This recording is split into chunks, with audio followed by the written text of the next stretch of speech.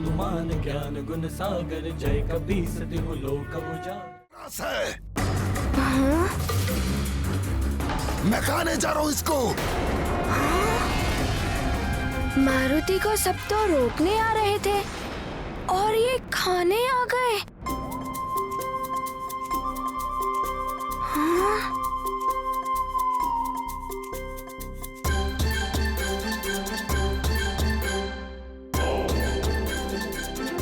अरे आपकी तो देह ही नहीं है और पेट भी नहीं है। आप क्या करेंगे उसे खाकर? किस पेट में ले जाकर पचाएंगे उसे?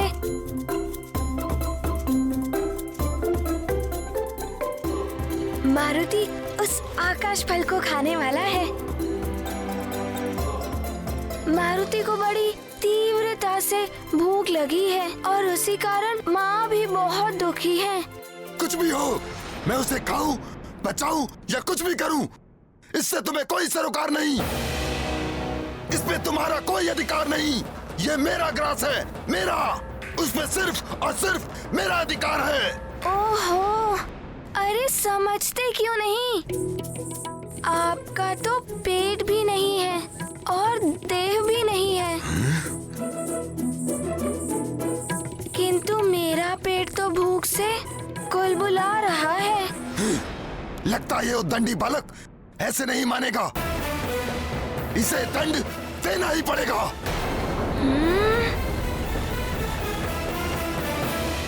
यत्वा सूर्यस्वर्भानुस्तमसा विद्यदासुरः अक्षेत्र विद्यथा मुग्धो भुवनान्यदीधयु स्वर्भानुरोदयतीन्द्रमाया अवो दिवो वर्तमाना अवाहन गूलं सूर्यतमसापव्रतेन तुरीयेण ब्रह्माणा विन्ददत्रिः।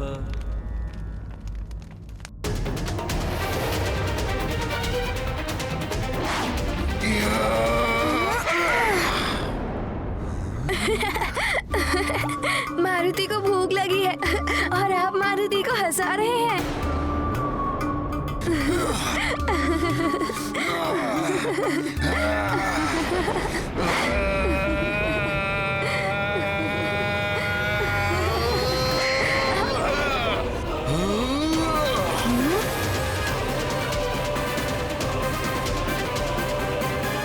सूर्येन्दुग्रहणं यावत् तावत् कुर्याजपादिकम्।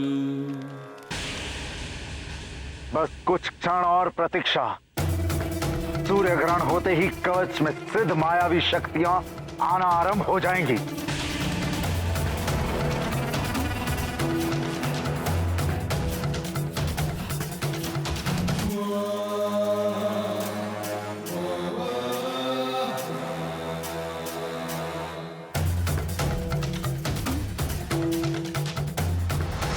अच्छा, अब समझा।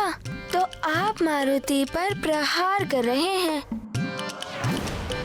किंतु क्यों कर रहे हैं?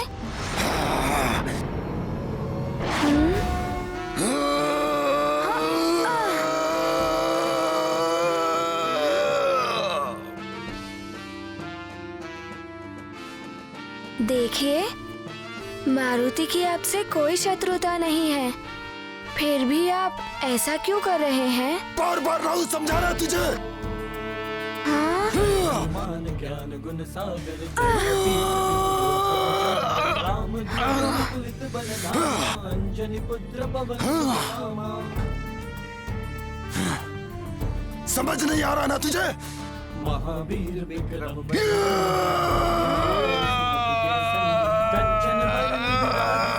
आप मारुति को विवश कर रहे हैं, क्षमा कीजिएगा।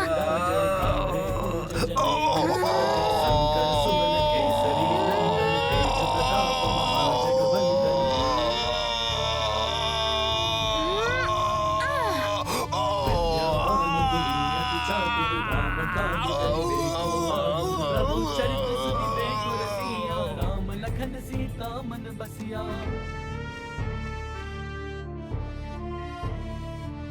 सूक्ष्म रूप धरि सिंह दिखावा, विकट रूप धरि लंक जरावा। वीर रूप धरि असुर संहारे, रामचंद्र के काज सवारे। लाए सजीवन लखन जियाए, श्री ये क्या? इसने तो राहु जैसे वरदानी असुर को भी परास्त कर दिया।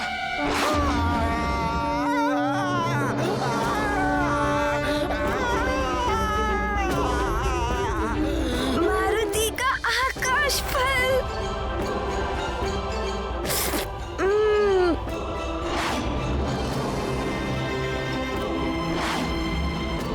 कितनी बाधाएं आ रही हैं इस आकाश फल को प्राप्त करने में। देवर्षि नारद जी ने सत्य कहा था कि बहुत बाधाएं आएंगी, किंतु मारुति ने भी उनसे एक सत्य कहा था कि मारुति उस आकाश फल को खाकर ही रहेगा। यद्वा सूर्यस्वर्भानुस्तमसा विद्यदासुरः अक्षेत्र विद्यथा मुग्धो भुवनान्यदीधयु। यज्ञ संपन्न हो गया है महाराज।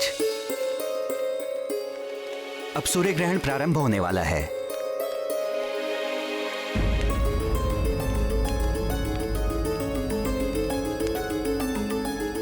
सैनिकों को तो अब तक मारुति की सूचना लेकर आ जाना चाहिए था।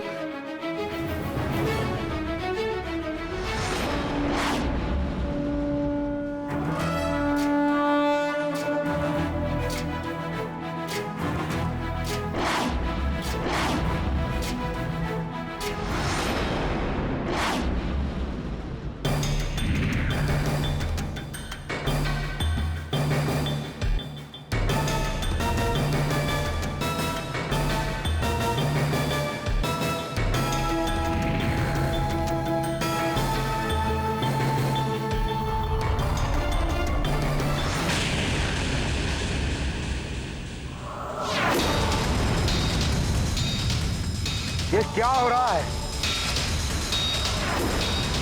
ये कवच को क्या हुआ है? इसमें आलोकित होने वाला प्रकाश लुप्त कैसे हो गया?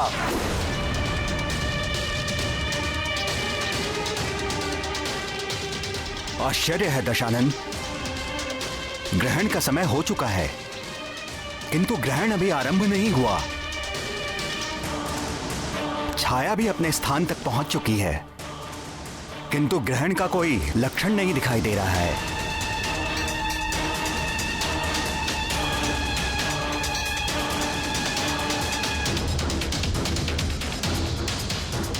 असंभव!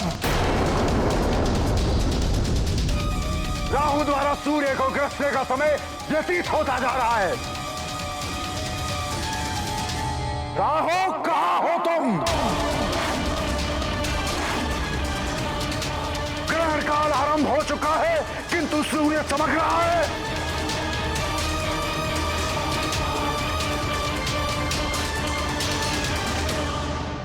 कहीं देवताओं ने फिर से छल तो नहीं किया, या राहु को रोकने की कोई नई युक्ति ढूंढ ली है। ये देवता भली भांति जानते हैं कि चंद्र ग्रहण और सूर्य ग्रहण के समय ही असुर अपनी असुरी शक्तियों में वृद्धि करने के लिए मायावी यज्ञ और विधान रचते हैं। यदि यह सत्य है कि सूर्य ग्रहण रोकने में देवताओं ने प्रयास किया है, तो महादेव की सौगंध, दशानन के कोप का भागी बनना पड़ेगा तुम्हें। सब पर राम तपस्वी राजा, दिन के काज सकल तुम साजा। और मनोरथ जो कोई लावे, सोई अमित जीवन फल पावे। चारों जुग परताप तुम्हारा, है प्रसिद्ध जगत उजियारा। साधु संत के तुम रखवारे, असुर निकंदन राम दुलारे। पुरोहित जी, ये कैसे हो सकता है? पहले कभी नहीं सुना कि सूर्य ग्रहण अपने निर्धारित समय पर आरंभ ना हुआ हो। महाराज, वो युवराज। क्या हुआ मेरे पुत्र मारुति को?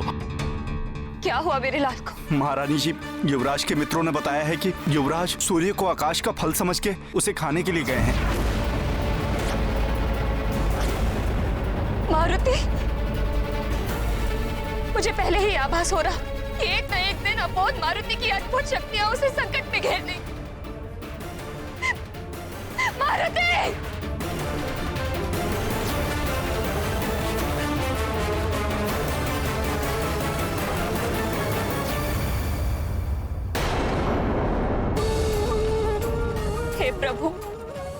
हे देवेश्वर, हे भोलेनाथ, हे कृपालु, मेरे लाल की रक्षा करना, उस पर कोई संकट आने ना पाए।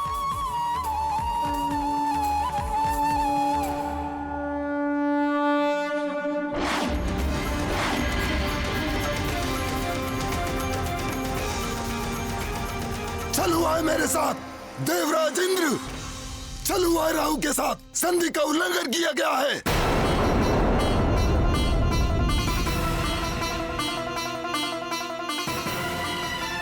क्या अनर्गल प्रलाप कर रहे हो राहु? कैसा छल? किस संधि का उल्लंघन? भूल गए देवराज इंद्र, स्मरण कीजिए। अमृत प्राप्ति के लिए समुद्र मंथन के वक्त देवताओं और दानवों के मध्य क्या संधि हुई थी? भली भांति स्मरण है हमें। देवों का नेतृत्व मैं ही कर रहा था। तुम सब असुर दैत्यराज बाली के नेतृत्व में दूसरी ओर थे। समुद्र मंथन के लिए मंदराचल पर्वत को मथानी बनाया गया था। वासुकी नाग ने रस्सी का कार्य किया था और नारायण ने कच्छप का रूप धर के मंदराचल की मथानी को अपनी पीठ पर धारण किया। समुद्र के गर्भ से सबसे पहले हलाहल विष निकला। उस हलाहल विष के प्रभाव से चारों ओर हाहाकार मच गया था। पूरा संसार विष के प्रभाव से नष्ट होने लगा था। नष्ट। तब महादेव ने उस विष को अपने कंठ में धारण करके संसार की रक्षा की और महादेव नीलकंठ कहलाए। अमृत प्राप्ति के लिए मंथन चलता रहा। इस मंथन से ऐरावत, कल्पवृक्ष, वारुणी, लक्ष्मी, चंद्र, कामधेनु, कौस्तुभमणि आदि अनेक रत्न निकले। और उनमें से कुछ रत्नों को आप देवताओं ने रखा था और कुछ को हम असुरों ने रखा था। मंथन के अंत में धन्वंतरी अमृत का कलश लिए निकले, किंतु तुम असुरों ने बलपूर्वक उनसे वो कलश छीन लिया। तब उस अमृत को देवताओं और असुरों में वितरित करने के विष्णुदेव को मोहिनी रूप धारण करना पड़ा। और ये मोहिनी रूप हम असुरों को अमृत से वंचित रखने की विष्णु की एक चाल थी और इस चाल को मैं भली भांति समझ गया था। इसलिए मैं देवताओं का रूप धारण करके सूर्य और चंद्रमा के मध्य जाके बैठ गया था। और कपट करके तुमने भी अमृत का पान कर लिया था। हाँ इंद्रदेव, किंतु सूर्य और चंद्र ने मुझे पहचान लिया और दंड स्वरूप विष्णुदेव को सुदर्शन चक्र से तुम्हारा शीश काटना पड़ा था। हाँ इंद्रदेव, और मेरा शरीर दो भागों में विभक्त हो गया था, परंतु अमृत पीने के प्रभाव से मेरे शरीर के दोनों भाग अमर हो गए थे। मेरा धड़ कहलाया केतु और ब्रह्मदेव ने मेरे शरीर के दोनों भागों को ग्रहों में स्थान दिया, किंतु तब भी मेरे मन से सूर्य और चंद्र के प्रति बैर की भावना समाप्त नहीं हुई थी। प्रतिशोध लेने की भावना से मैंने सूर्य और चंद्र पर लगातार आक्रमण करना आरंभ कर दिया। मैं उन्हें खा जाने को तत्पर था। इसीलिए तुम असुरों के साथ संधि करके तुम्हारे आत्मसंतोष के लिए हमने ये विधान बनाया कि पूर्णिमा और अमावस्या को तुम चंद्र और सूर्य को ग्रस सको।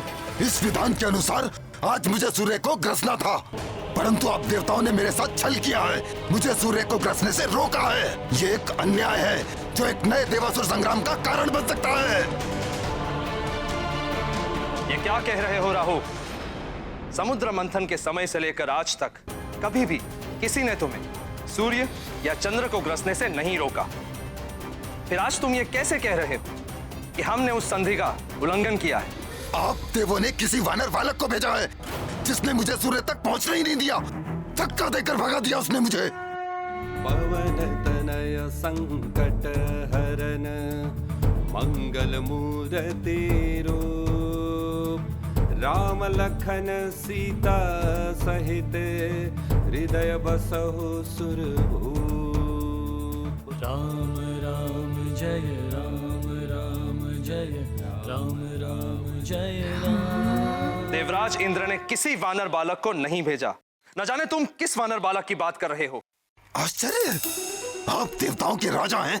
सृष्टि का शासन तंत्र आपके अधीन है और एक वानर बालक आपकी शासन व्यवस्था के साथ खेल रहा है और आपको इतना भी ज्ञात नहीं है कि वो उद्दंडी बालक है कौन। यदि तुम्हारा कथन सत्य है राहु, तो देवों से तुम असुरों की उस संधि को तोड़ने और देवराज इंद्र के अधिकार में हस्तक्षेप के अपराध में मैं स्वयं उस वानर बालक को दंडित करूंगा। मेरा वचन है तुम्हें सूर्य को ग्रसने से कोई नहीं रोकेगा। आओ मेरे साथ।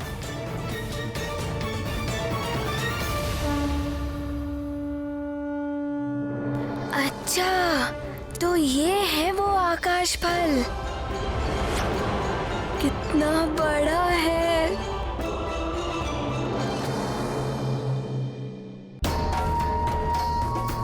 यदि इस बालक ने मुझे अपना ग्रास बना लिया तो देवों, असुरों और समस्त जगत के सामने मैं हास्य का पात्र बन जाऊंगा। इसे किसी भी युक्ति से रोकना होगा।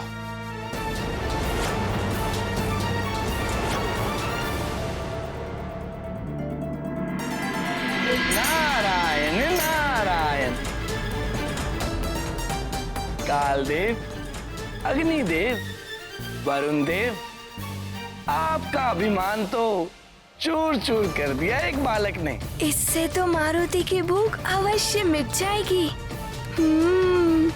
सूर्य देव, अब आप भी सजग हो जाइए।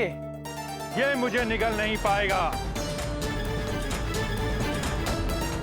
भले ही इसने कालदेव को अपना देव विस्तारित करके पराजित किया था, किंतु मेरे साथ इस बालक का ऐसा करना असंभव है। अब तो मारुति इसे खाकर ही रहेगा। मेरा विस्तार तो बहुत अधिक है। इतना दूर आना पड़ा मारुति को इसे खाने के लिए। मारुति का आकाश फल, ये तो बड़ा ही अद्भुत है। मारुति अभी ये खाएगा। किंतु इतने बड़े आकाश फल को खाने के लिए तो मारुति को अपना आकार भी बढ़ाना पड़ेगा।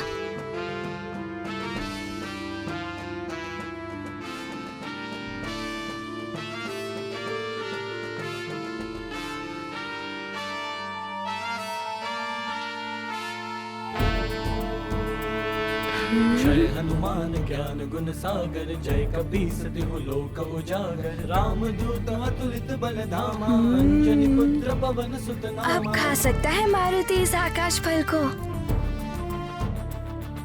जय हनुमान ज्ञान गुण सागर, जय कपीस तिहु लोक उजागर, राम दूत अतुलित बल धामा, अंजनी पुत्र पवन सुत नामा। ये आकाश फल तो बढ़ रहा है।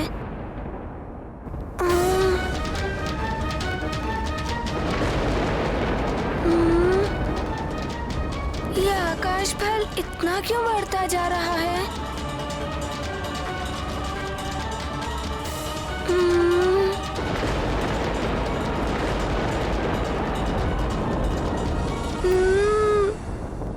अरे ये तो बढ़ता ही जा रहा है।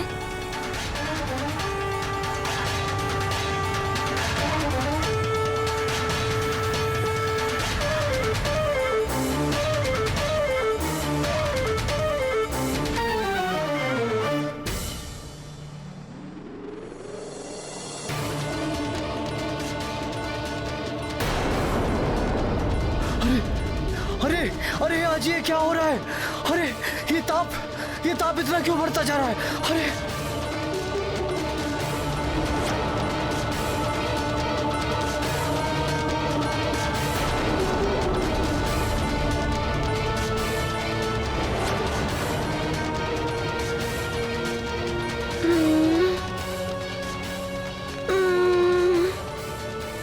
क्या करे मारुति? इसे तो पता है कि मारुति को कितनी तीव्र भूख लगी है, इसीलिए ये बड़ा हो रहा है। देवर्षि नारद जी ने तो बड़ा ही अच्छा फल दिखाया है। इसे खाकर तो मारुति की भूख भी मिट जाएगी और माँ की चिंता और दुख मिट जाएगा।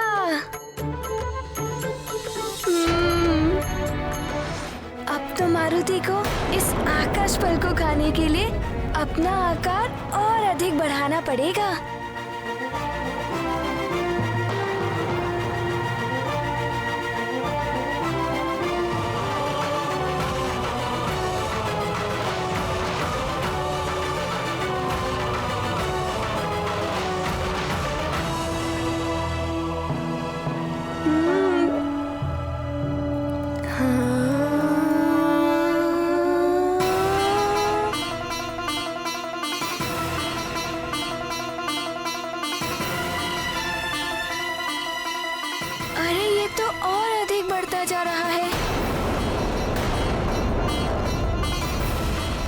अरे ग्रहण तो हुआ नहीं और सूर्यदेव का ताप भी असहनीय हो गया है। ताप तो बढ़ता ही जा रहा है, इस सूर्य का ताप तो बढ़ता ही जा रहा है। प्रलय तो नहीं आने वाला है, यहाँ प्रलय तो नहीं आने वाली है।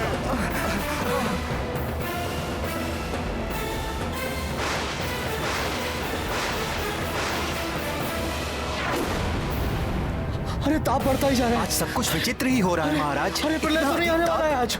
अरे लगता है सूर्यदेव कुपित हो गए हैं। ताप बढ़ता ही जा रहा है।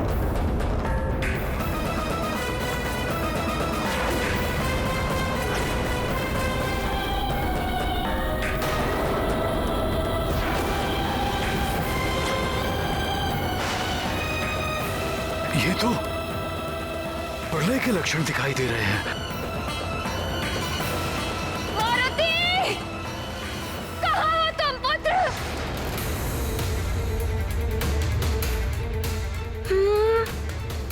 ये आकाश फल तो कितना बड़ा हो गया।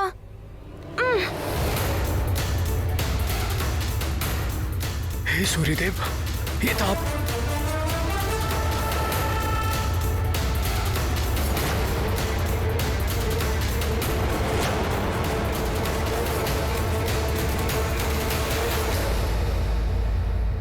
हे महादेव, ये तो अनर्थ होने जा रहा है। सूर्यदेव एक सीमा तक ही अपना आकार बढ़ा सकते हैं। अपनी मर्यादा से अधिक आकार बढ़ाएंगे तो उनमें विस्फोट हो जाएगा। वे स्वयं खंडित हो जाएंगे और खंडित हो जाएगा उनका सूर्यलोक। असमय ही सृष्टि में प्रलय आ जाएगी महादेव।